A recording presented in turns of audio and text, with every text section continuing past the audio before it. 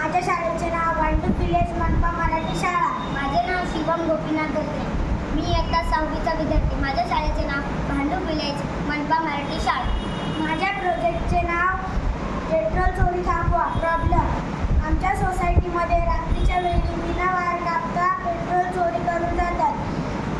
म्हणून आम्ही जेव्हा सकाळी गाडी वापरतो तेव्हा कळते की पेट्रोल चोरी झाले आहे आणि पैशांचे नुकसान झाले आहे. सोल्युशन: आपण आयात सेन्सर आणि रास्पबेरी पायचा वापर करून पेट्रोलच्या इथे सेट केला आहे.